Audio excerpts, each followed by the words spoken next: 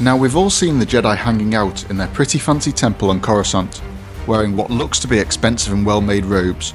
We also saw on Tatooine that Qui-Gon was seemingly able to offer huge amounts of Republic credits for a new hyperdrive generator.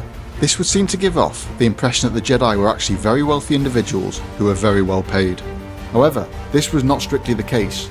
Material wealth and having a salary actually goes against the Jedi belief of attachment. A Jedi should only need the necessities and instead devote themselves to the Force. So where on earth do they get their money, clothing, food, weapons, accommodation and funds from? This is what this video is going to explore. Although the Jedi were an independent entity, they are peacekeepers who were devoted to protecting the Republic. Because of this, the Republic provided funds for them to operate effectively and efficiently. This money, of course, comes from the taxpayer. The Jedi Temple on Coruscant holds vast vaults of credits that are controlled by the High Council and allocated to specific missions and Jedi, the amount depending on the mission and the Jedi. Essentially, the Jedi all had different clearance levels that allowed them different access to missions and funding. Generally speaking, the more complex and expensive that a mission may be, then the more senior and trusted the Jedi assigned to it would be. As true Jedi had no desire for attachment and wealth, they could generally be trusted with handling a small fortune. Only Grandmaster Yoda and Mace Windu were allowed to access the vaults unrestricted. Members of the Jedi Order were not paid a salary, and instead, the Order would provide them with everything that they needed, including food, accommodation, clothing, and equipment. One of the ways in which the Jedi differ from the Sith is through their lust for power. Wealth was a way in which power could literally be bought, and was seen as a slippery slope to the dark side in the hands of a Force user.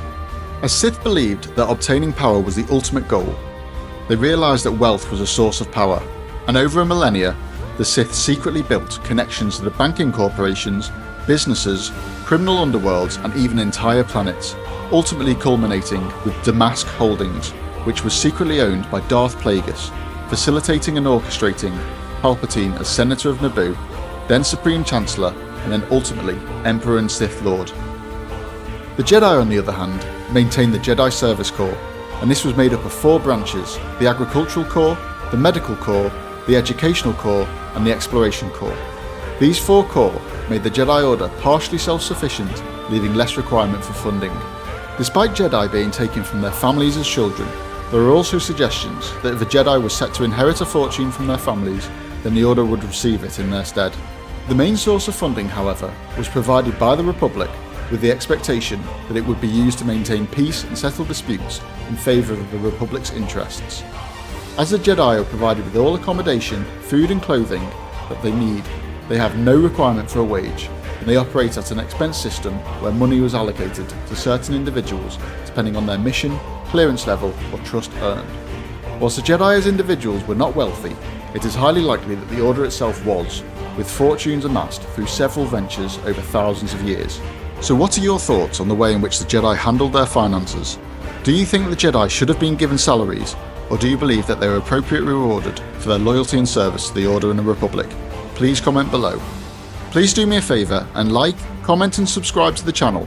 It goes a really long way to help grow and continue making great videos covering interesting Star Wars topics. Thanks for watching, and make sure to check out the other videos on the channel.